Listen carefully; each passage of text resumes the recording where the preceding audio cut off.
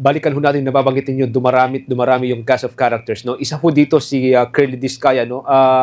1 week ago nung nagkaroon po ng pagdinig ang Kamara, trinay ho ninyong nag-move ho kayo na ipa-cite in contempt itong si Curly, pero parang hinarang po ito ng ilang mga kapwa ho ninyong mambabatas. Ngayon, kahapon, cited in contempt.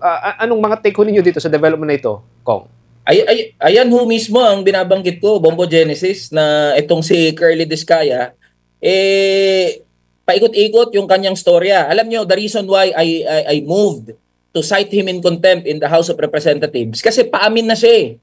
Alam nyo, yung line of questioning ni Representative De Lima, patumbok doon sa, meron pa ba na mga politiko, na mga congressman o mga senador na sangkot dito? And he asked for executive session. Pero natimbrihan ata eh. Bigla kasi siyang umatras sa moment na he was ready to actually say more names, bigla siyang umatras. That is why nakikita, pinaikot-ikot niya na yung buong infracom during that time. So, in my belief, wala na tong patutunguhan kasi pinapaikot lang tayo, niloloko na tayo nito, nagsisinungaling na to.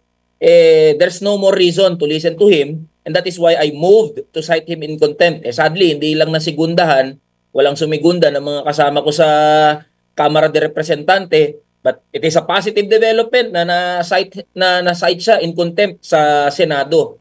Kasi alam niyo po, ang punto lang dito, kailangan tumuga yan si Curly Discaya. Kailangan sabihin niya na lahat ng nalalaman niya. At wala na siyang itago pa.